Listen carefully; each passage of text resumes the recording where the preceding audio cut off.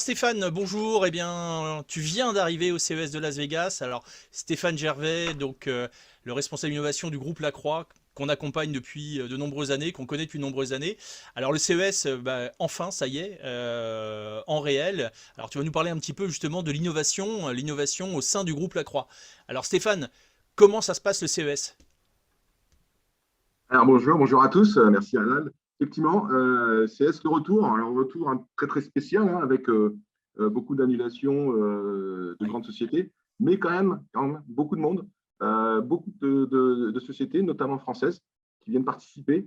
Pour nous, c'est un événement incontournable par rapport bien sûr à tous les enjeux d'innovation qu'on a dans le groupe autour de les nouvelles technologies, les nouveaux usages de ces nouvelles technologies, Smart City, l'électronique et tout ce qu'on va pouvoir faire avec sur des nouveaux business models. Des enjeux aussi d'ambition pour la Croix, puisqu'on s'étend de plus en plus au niveau international, avec une nouvelle autour de Firstronic qui va être expliquée par mon collègue de la Croix Electronics, mais une ambition très forte à l'international, qui fait qu'en fait, le CES, malgré effectivement la crise, et malgré toutes les difficultés pour arriver, est un événement incontournable autour de l'innovation, de la technologie et de nos ambitions internationales. Mm. Alors, en effet, le groupe Lacroix, c'est un groupe important avec des reconnaissances. On le voit, donc un acteur majeur de l'électronique en France. Donc une expansion, bien évidemment, à l'international. On a suivi, on a fait quelques articles sur votre expansion, notamment en Allemagne, sur différents pays.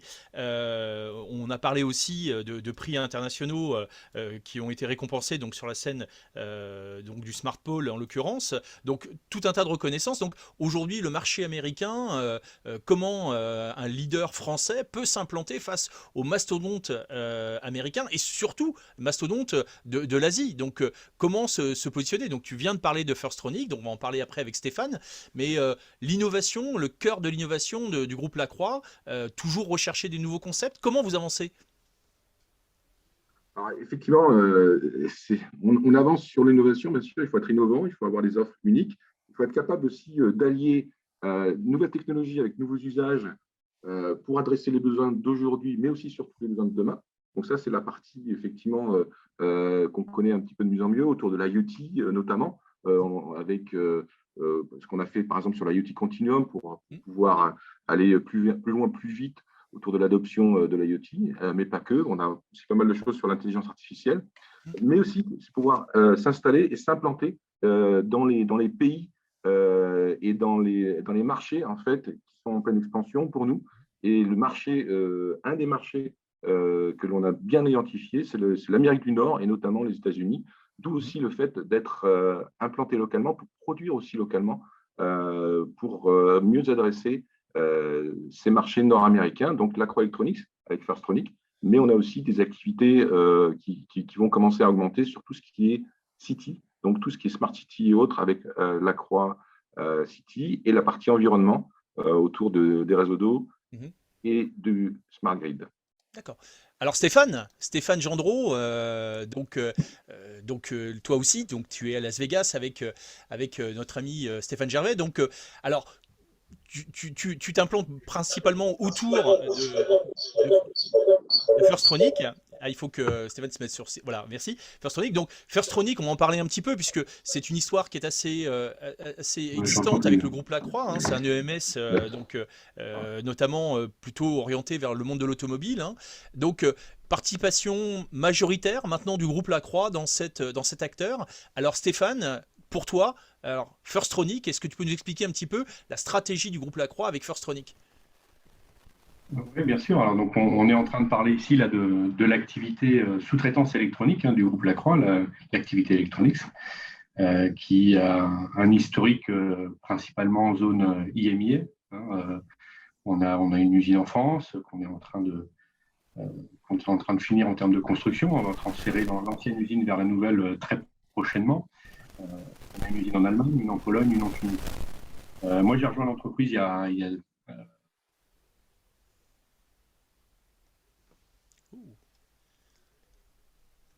bientôt 17 ans, membre récurrent pour les accompagner en zone Nord-Amérique. D'accord. Donc, c'est parti en fait de ce constat-là. Donc, on parle vraiment d'il y a plus de 10 ans, déjà, les premiers échanges, des clients qui avaient eu, Oui. parce que satisfait de l'agroélectronique en zone Europe, est-ce qu'on pourrait les accompagner aussi sur ce continent-là? Donc, il y a eu différentes investigations. Et dans le cadre de notre premier plan stratégique Ambition 2020, entre 2015 et 2020, on a déjà pris une part minoritaire dans Firstronic. On a plutôt préféré passer un pas en avant en s'alliant finalement à un sous-traitant électronique déjà établi.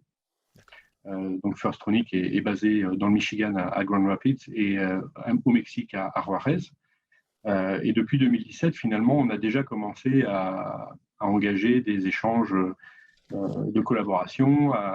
Leurs clients sont intéressés par l'empreinte européenne de l'agroélectronique. C'est nos clients de l'agroélectronique historique intéressés par les sites américains et mexicains de Firstronic. Et on est rentré depuis le début d'année 2021 dans ce qu'on appelle le plan Leadership 2025, donc le plan du groupe Lacroix. Il y a plusieurs ambitions déclinées dans ce plan stratégique, notamment une ambition déjà de chiffre d'affaires, puisque le groupe Lacroix ambitionne d'atteindre 800 millions d'euros de chiffre d'affaires en 2025, oui. Et avec différentes actions qui sont déclinées dans le plan.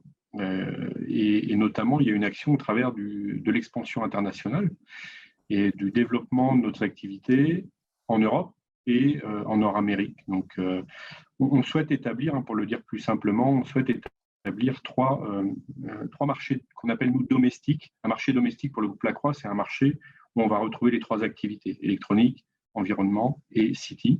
Oui. Alors, c'est la France. On est déjà présent avec les trois activités en France. Ce sera l'Allemagne. Aujourd'hui, en Allemagne, on a l'agroélectronique, c'est l'agroenvironnement qui sont présents. Et ce sera les US. Et les US, donc l'agroélectronique, c'est la première étape finalement de ce plan de développement en Nord-Amérique.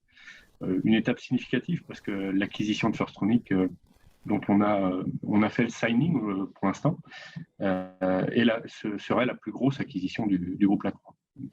Oui, une activité très importante. Donc, c'est une relation historique, hein, puisque vous ambitionnez à peu près 140 millions de dollars de chiffre d'affaires avec une entreprise comme Firstronic qui fait 87 millions d'euros, 87 millions de chiffre d'affaires. Donc, quelle est la valeur ajoutée du groupe Lacroix? Alors, tu as parlé bien évidemment de ce site en cours qui est Beaupro, hein, l'usine du futur, un grand projet qui tient à cœur Vincent depuis de nombreuses années, puisqu'on en avait parlé. Donc cet accompagnement avec cet équilibre entre l'Allemagne plutôt dans le domaine de l'éclairage, les États-Unis dans le monde de l'automobile, est-ce que ça veut dire que vous allez segmenter les activités ou est-ce que vraiment vous allez répliquer ces activités, comme tu viens de le dire, avec Lacroix environnement, Lacroix électronique, etc. Je vais surtout répondre pour la partie électronique que je connais mieux. En fait, le lien avec Firstronic, c'est aussi naturellement parce que on partage une position assez proche depuis le début. Ce sont déjà au niveau du management, qui est exclusivement américain, en place, mais aussi la culture européenne, ça a aussi aidé à faciliter les liens. Et d'un point de vue ciblage marché, il faut faire attention. Firstronic, c'est pas que de l'automobile. C'est une bonne partie d'automobile, mais ils font aussi pas mal d'industriels. Ils font aussi du smart home, du smart building. Ils font notamment dans le monde industriel, ils travaillent avec un des leaders mondiaux de l'éclairage pour l'agriculture. Donc, on partage finalement des marchés communs. Ce qu'ils font peut-être pas aujourd'hui, et il n'y a rien de décidé encore, c'est de l'aéronautique, de la défense. En tout cas, sur le reste des marchés, l'adéquation est aussi visible.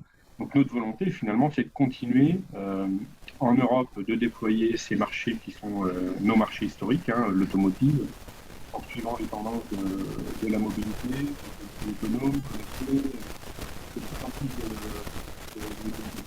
embarqués pour l'industriel. Donc ça c'est très fragmenté, mais nous on va cibler tout ce qui tournera autour de la gestion de l'énergie, du contrôle des procédés, des tests et mesures, enfin, ce sont quelques exemples, la sécurité des biens et des personnes aussi, la cybersécurité au sens large, et Smart Home, Smart Building, c'est vraiment aussi un axe fort de notre développement, c'est un marché historique aussi, qu'on va chercher aussi à déployer en Nord-Amérique. D'accord. Donc là, on a bien, en effet, merci de le préciser, on a bien un panel complet des activités du groupe qui seront répliquées sur l'ensemble. Écoutez, Stéphane, en tout cas, je vous souhaite un bon séjour aux États-Unis. Donc n'oubliez pas, surtout à Las Vegas, hein, tout ce qui est à Las Vegas reste à Las Vegas, mais n'oubliez pas de nous en ramener une partie. Donc profitez de votre séjour et merci encore de votre patience. Et il est 7h30 du matin, peut-être falloir aller au boulot, les gars, et puis aller voir un petit peu comment ça se passe après une bonne nuit dans l'avion.